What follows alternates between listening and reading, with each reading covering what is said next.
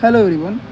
So for this year prelims examination, I apply this through my course of test series and PYQ practices, and I also imbibe this to correct unknown questions. And by this only, I beg to get at least 30 questions unknown correct, and trust me, it helped me a lot to get such questions correct, and I am super confident that it will help you too. And so let's go for it. So first question देखते हैं. There is stability and worsening security situation in the Sahel region. Okay, there have been military takeovers, coups, detained several countries of the Sahel region in the recent past. इसमें देखो simple मतलब चलो इसमें instability है, मान लेते हैं कि इंस्टेबिलिटी है, and we know that Sahel मतलब अफ्रीकन रीजन में इंस्टेबिलिटी रहता है. रीजन क्या हो सकता है? मिलिट्री टेक ओवर्स होगा, राइट. मिलिट्री एक्शन से इंस्टेबिलिटी होता है. मतलब this statement is justifying the statement one. This is generic, तो इसका आंसर मैंने एक किया था, ठीक है. And this is the correct answer. Although this it's easy question, ठीक. नेक्स्ट देखते हैं. European parliament approve the net zero industry act recently. Okay, I don't know, I didn't know कि यूरोपियन पार्लियामेंट क्या है, ठीक है, मुझे पता नहीं था. बट इसमें देखो सेकेंड में भी यूरोपियन यूनियन बोला है, तो that makes its security that ये यूरोपियन पार्लियामेंट ने किया था, ठीक है. इंटेंस टू, आप देखो सेकेंड स्टेटमेंट देखो, European Union intends to achieve carbon neutrality by 2040 and therefore aims to develop all of its clean technology by that time. इसमें देखो एट फर्स्ट तो 2040, ये भी डाटा फैक्ट हो गया. इसमें 30 को 40 कर दिया, 50 कर दिया, आई डू नॉट नो. ये तो और एक है ऑल ऑफ इट्स ऑन, जितना भी सब कुछ है उसमें सबको क्लीन टेक्नोलॉजी कर देगा. तो इसमें बोलते हैं ना, दिस इज एक्सट्रीम सेंस में आ रहा है. मतलब दो फैक्ट दे रखा है, दो में भी इट कैन चेंजेबल है ना. तो in that sense I consider this statement wrong and I went with this option and this is the correct answer. आप समझ रहे हो मैं कैसे इसको ऑप्शन का एलिमिनेट कर रहा हूँ. इसमें फेंक दे रखा है, मतलब इसमें भी चेंज हो सकता है. And similarly all of its on clean technology को बाय दैट टाइम कवर करेगा. तो इसमें भी थोड़ा सा आया था ना, थोड़ा सा रिजिडिटी और कुछ इसमें. तो in that sense I consider this wrong. Okay, अब देखते हैं थर्ड क्वेश्चन को. Recently Venezuela has achieved rapid recovery from its economic crisis and succeeded in preventing its people from fleeing and emigrating to other countries. Succeed मतलब क्या होता है कि मान लो कोई भी emigrating नहीं हो रहा है. This is not a possible, right? Even it is not possible in India. Immigration होता ही इधर भी. And recently rapid recovery, अभी तक न्यूज़ में कुछ पता नहीं था कि रैपिड हो रहा है, मतलब आज कल कुछ था, 10 दिन बाद सब सही हो गया. तो I think this does not play in this way. तो that sense I did this wrong, मतलब इसमें मैंने करेक्ट इसको मार्क किया था. And we know that Venezuela के पास वर्ल्ड लार्जेस्ट ऑयल रिजर्व है. This is the simple fact. तो आंसर इसका डी होगा, ठीक. देखो ए नंबर जो ऑप्शन था इसमें आप कहीं पे नहीं पढ़ोगे. करंट अफेयर्स हो गया, जो रीजन का पीटी आता है, and what ever your following. But इसमें आपको स्किल अप्लाई करना पड़ेगा, एमसीक्यू स्किल, जो आपको एमसीक्यू प्रैक्टिस से आएगा, ठीक है. इन दैट सेंस स्टेटमेंट वन क्या होगा, रॉन्ग होगा. आंसर इसमें आ गया. नेक्स्ट देखते हैं. Digital India, wait for minute. Digital India land records में मॉडर्नाइजेशन. ओके, डिजिटल है जिसका लैंड रिकॉर्डाइजेशन मैकेनिज्म हो रहा है. क्या पूछा है? Correct. To implement this scheme central government provide 100% funding. अब लैंड में स्टेट भी आता है ना. अब सेकेंड स्टेटमेंट देखते हैं. Under the scheme cadastral maps are digested. देखो this is not general term ना, मतलब टेक्निकल टर्म्स हो गया. अब टेक्निकल टर्म्स जो एग्जामिनर लिखेगा, मतलब दैट मस्ट बी करेक्ट. तो in that sense two will be correct. I consider that this is the correct होगा, ठीक है. नेक्स्ट देखते हैं. An initiative has been undertaken to transliterate the records of rights from the local language to any of the language recognized by the constitution of India. This seems sense ना, ये भी sense कर ही रहा है. तो मतलब जो कॉन्स्टिट्यूशन जो लैंग्वेज है ऑफिशियल, जो उसमें आपको ट्रांसलेटर कर सकते हो. तो this is also correct I thought. तो थर्ड भी करेक्ट होगा. सिंपल, इसमें कुछ एक्सट्रीम कुछ गलत बात है नहीं, सिंपल है, मीनिंग अच्छा है. ऑल्सो भी करेक्ट. अब फर्स्ट में देखो, इसमें ना फैक्ट दे रखा है. अब फैक्ट में सेंट्रल गवर्नमेंट फुल करा है, मतलब सेंट्रल सेक्टर स्कीम बता रहा है. इसमें आप देखो यूपीएससी अक्सर सेंट्रल सेक्टर को स्पॉन्सर करता है, मतलब जो मान लो कि this is initiated by central government, तो क्वेश्चन में यूपीएससी करता है भाई स्टेट करता है, मतलब वो ऑल्टर कर देता है, ठीक है। तो I thought in that sense, तो मुझे लगा कि भाई इसमें स्टेट भी हो सकता है, तो वन को गलत ठहराऊँ, answer will be 2 and 3 and this is the correct answer although. Next देखते हैं, syndicated lending spreads the risk of borrower default across multiple lenders. अब risk, if there is 1% of risk of anything, मतलब 1% risk is there if I am considering, then मतलब उसको then according to this statement ये भी सही होगा। मान लो there 0.0001% risk है, तब भी स्टेटमेंट सही होगा ना, तो मतलब 1 is going to be correct. That was I. So, अब इसमें देखते हैं, syndicated loan can be a fixed amount और lump sum of fund but can not be a credit line, है ना। कैन नॉट यूपीएससी अक्सर करता है can be and can not एक साथ लगा देगा, मतलब ये वाला स्टेटमेंट अक्सर गलत होता है, ठीक है। तो आप उससे गलत है देखो, this is the skills you have to inculcate, ठीक है। ये आपको प्रीलिम्स का PYQ सॉल्व करने के बाद ही आएगा। नेक्स्ट देखते हैं, digital rupee, it is sovereign currency issued by the RBI, you know, ये तो सही होना ही है। It appears liability on RBI balance sheet, liability है, तो इसमें मैंने इसको कुछ मार्क्स नहीं किया था। अब देखते हैं, it is insured against inflation by its very design, तो डिजिटल रुपी में इन्फ्लेशन का मुझे कुछ रिलेशन लगा नहीं, भाई कैसे रिलेशन कर सकता है। It's freely convertible against commercial bank money, this was correct होगा, 1 and 4 तो सही होना था, तो मैंने इसको गलत हो गया, इसको आंसर ऑटोमेटिकली आ गया, ठीक है। तो मतलब इसका मुझे 2 नंबर ऑप्शन पता नहीं था, ठीक है। थर्ड को मुझे कुछ गड़बड़ लगा था भाई, मतलब 2-3 में डाउट आ रहा था, बट आई वॉज श्योर कि 1 सही एंड 4 सही होगा। अब 1 4 सही होगा, देखो ऑप्शन ऑटोमेटिकली डी आ जा रहा है आंसर, तो कभी कभी option helps you, right. Next देखते हैं, rules and impose by the Reserve Bank of India while treating foreign banks. There is, अब देखते हैं इसको, there is no minimum capital requirement for wholly owned banking subsidiaries in India. अब देखो, होली जो कोई बैंक सब्सिडरी होगा उसमें RBI अक्सर कुछ गाइडलाइंस देता है, भाई यू हैव टू बी, बोलते हैं ना, कुछ मिनिमम कैपिटल आपको रिक्वायरमेंट चाहिए टू, जैसे कंपनी के दौरान कितने करोड़ का आपको रहना चाहिए, उसको दिया वो कमर्शियल बैंक हो सकते हो। तो similarly I applied that knowledge in this option, तो उसे अकॉर्डिंग टू दैट मैंने इसको रॉन्ग क्रॉस कर दिया था। And for wholly owned banking subsidiaries in India at least 50%, तो मतलब 50 प्लस हो सकता है, 60 भी हो सकता है, 80 भी हो सकता है। तो यूपीएससी का आप ट्रेंड देखना, जो एटलीस्ट वगैरह बोलता है वो अक्सर सही होता है, एटलीस्ट होता है, मतलब क्या 50 से मान लो 70 होगा तब भी होगा, 60 तब भी होगा, मतलब this is not accurate fact नहीं बता रहा है, मतलब वो जनरल, मतलब 50 से 60 भी हो सकता है, 51 भी हो सकता है, 90 भी हो सकता है, राइट। तो ट्रू सही होगा, तो आंसर ऑल्सो बी होगा, ठीक है। नेक्स्ट देखते हैं, corporate social responsibility. So you know the what is corporate, मतलब कॉर्पोरेट द सिंपल टर्म है, सोशल रिस्पॉन्सिबिलिटी होता है। Rules specify that expenditures that benefit the company directly or its employee will not be considered as CSR activities. I do not have any idea of such question. तो मुझे पता नहीं था कि इसमें होगा कि नहीं होगा, तो मैंने इसको देखो, मैंने पहले इसे क्रॉस भी किया था, मैं आपको बता रहा हूँ क्या मैंने किया था, ठीक है। एक्चुअल एग्जाम में CSR rules do not specify minimum spending on CSR activities. आप दोनों स्टेटमेंट देखो, सिमिलर टाइप जो होता है वो उसमें से एक ही सही होता है। सिमिलर क्या है, इसमें भी नॉट है, इसमें भी नॉट है, मतलब दोनों सही हो नहीं सकते हैं, दोनों गलत हो नहीं सकता, मतलब this two statement are discarded.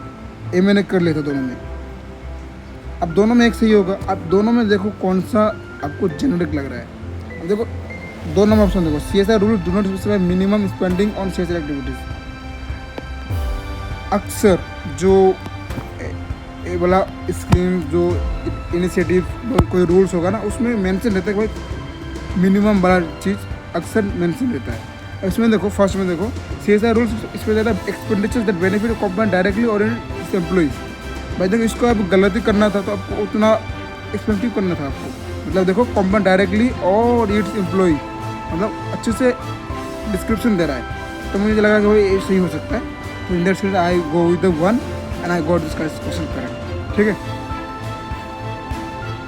अब देखते हैं, मेनी चीविंग कंट्रीज 23 में कैसे आया था, some of them, some of them, इस बार क्या आया, मेनी, मेनी मतलब मोर देन 2, मेनी हो गया। Many chewing gums found in market are considered source of environmental pollution, simple, कोई भी कर सकता है। Many chewing gums content plastic is gum base, देखो जस्टिफिकेशन वाला पार्ट आ रहा है, मतलब बोथ आर करेक्ट एंड ठीक है, एंड एक्सप्लेन भी कर रहा है। ये सिंपल था, बहुत सिंपल था। इसमें देखते हैं, how many of the consider distributed energy resources, I do not have idea of this question, ठीक है, जो जिसमें क्या क्या डिस्ट्रीब्यूटेड एनर्जी रिसोर्सेज रहता है। अब देखो इसमें एनर्जी रिसोर्सेज में it is very difficult to मतलब बोलते ना डिफर करना, डिफरेंशिएट करना, भाई ये होगा कि ये नहीं होगा। तो इसमें बहुत सारा चीज़ आता है रिसोर्सेज में, एन नंबर ऑफ थिंग्स आता है। अब इसमें आप डिफरेंशिएट करना, भाई मान लो कि ये नहीं होगा, ये होगा, this is not work, right, ऐसे वर्क नहीं करते। तो मैंने चारों आंसर में किया था और चारों इज द आंसर, ठीक है। यूपीएससी आपको कुछ देख रहा है, मान लो what are this important for such things, तो ऑप्शन सारे आंसर आता है, ठीक है। Induction it is also answer D होगा। नेक्स्ट है ना, स्कीम वाला 2 क्वेश्चन है, ठीक है। यू वॉन्ट बिलीव कि मैंने जो विजन, मैं तो पीटी फॉलो किया था, ठीक है, विजन का पीटी फॉलो किया था करंट अफेयर्स के लिए। तो स्कीम्स के भी एक अलग अलग फोल्डर आता है, ठीक है। तो मैंने उसको प्रीफर नहीं किया था, मतलब मैंने स्कीम्स के लिए कुछ नहीं किया था। जो विजन का जो स्कीम्स अदर देन स्कीम जो भी पार्ट हो गया, हिस्ट्री जो पॉलिटी, उसको कवर किया था। स्कीम्स से आई थॉट कि 1 से 2 क्वेश्चन आएगा, अब उसके लिए 2-3 150 पेज पढ़ने का कोई ज़रूरत है नहीं, तो मैंने किया भी नहीं था। इस दोनों क्वेश्चन देखो मैंने करंट पढ़ा था, बट मुझे कुछ आइडिया नहीं था वो कैसे हो सकता है। अब देखते हैं कि मैंने दोनों क्वेश्चन मेरा सही हुआ है, मुझे कुछ आइडिया नहीं था इस दोनों क्वेश्चन में। Still I could solve this 2 questions correctly and you have to understand that मैंने कैसे किया। देखो, प्रधानमंत्री सुरक्षित मातृ अभियान, मातृ मदरहुड, सुरक्षित मतलब सिक्योरिटी, ठीक है। अब देखो, this scheme guaranteed a minimum package of antenatal care services to women, चलो ठीक है, in their second and third trimesters of pregnancy and 6 months. देखो 3 facts are given there, second, third and 6 month post delivery health care service in any government. चलो government, this is correct, in any government होगा ही होगा। But इसमें देखो a problem मैंने देखो circle भी किया है, सेकेंड थर्ड। अब मान लो सेकेंड के थर्ड कर दिया, थर्ड को फोर्थ कर दिया आंसर में, 6 मंथ को थर्ड मंथ, 3 मंथ कर दिया, 1 साल कर दिया। इसमें भी यूपीएससी अक्सर से करता है, 6 मंथ होगा आंसर तो उसको 1 साल कर देगा, 1 साल होगा आंसर तो 6 मंथ कर देगा। तो मैंने सोचा कि भाई एक गलत होगा, because too much facts are given है।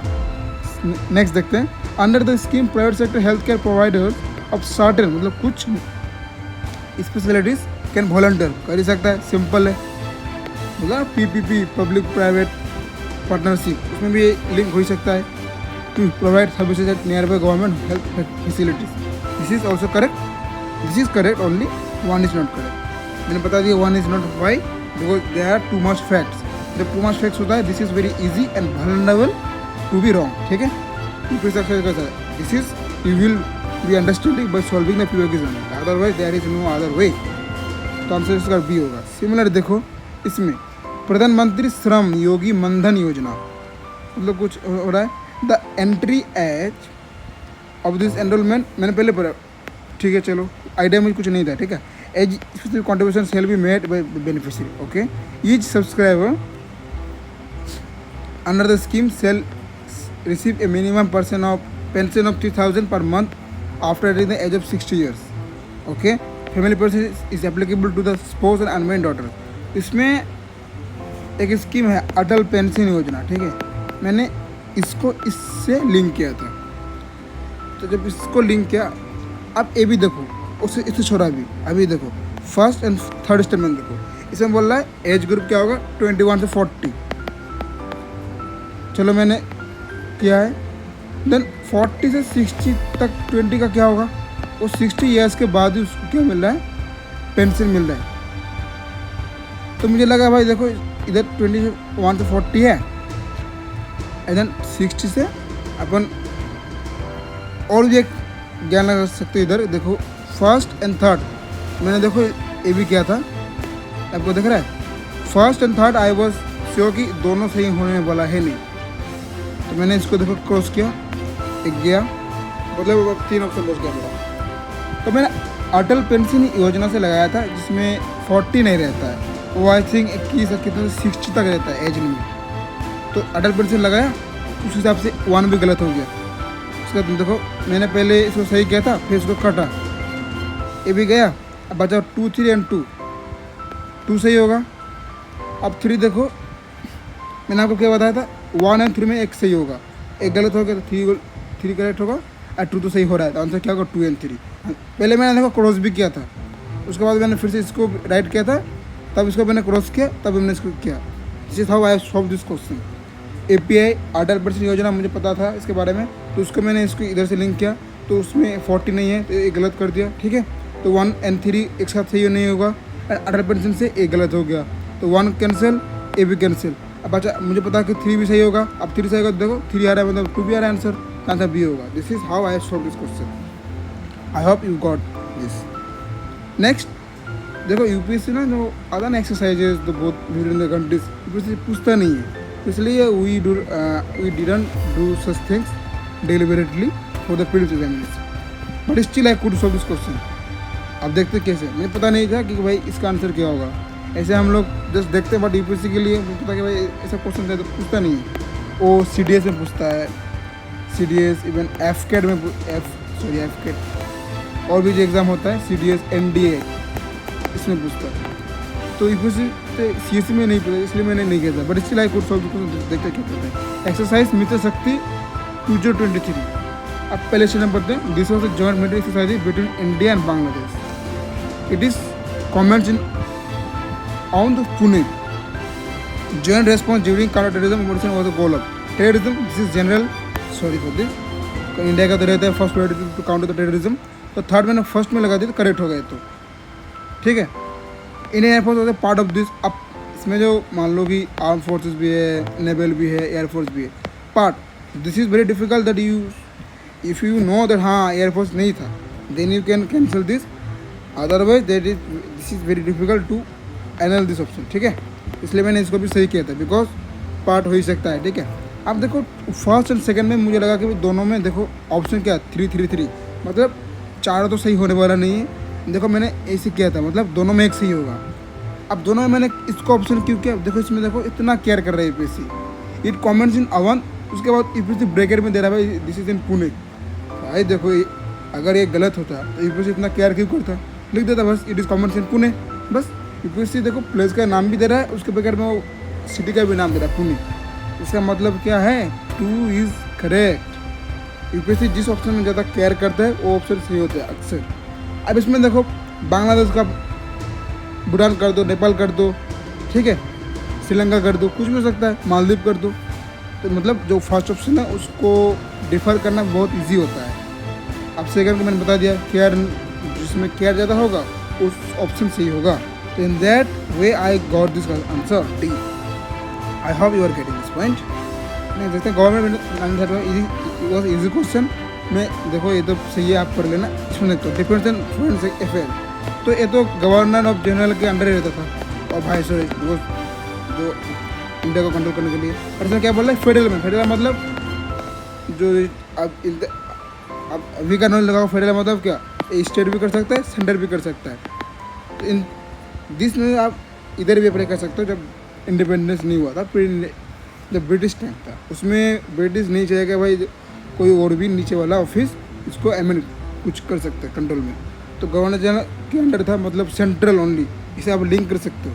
तो इन दैट सेंस 2 गलत हो गया एंड 1 इज करेक्ट होगा आंसर, तो मैंने ऐसे किया था and it was a right answer.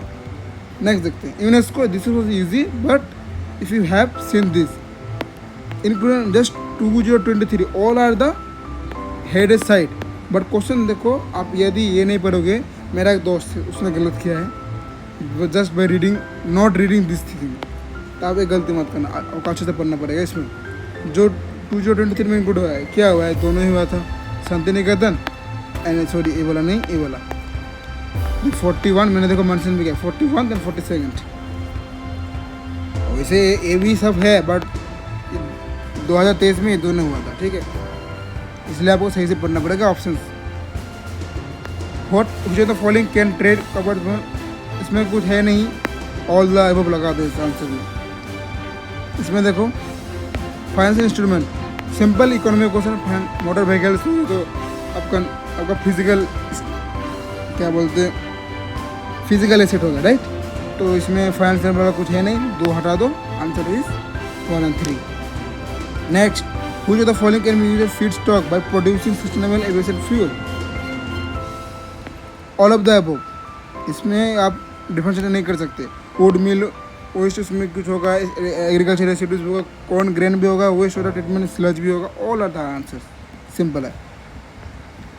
Reserve while treating, I think मैंने इसको किया ना, रिपीट हो गया, सॉरी, ये पहले हो चुका है कंपोजिशन। नेक्स्ट, पीफैस, पर फ्लोरो एल्काइल एंड पॉलीफ्लोरो एल्काइल सब्सटेंसेस। अब देखो करंट अफेयर्स में इतना कुछ होता है, इतना कुछ याद करना, I don't think it is possible. तो मुझे भी कुछ इतना कुछ इसमें से आइडिया नहीं था भाई। चलो मैं टाइम को पढ़ लिया, बट आपको अटेम्प्ट करना पड़ेगा ना।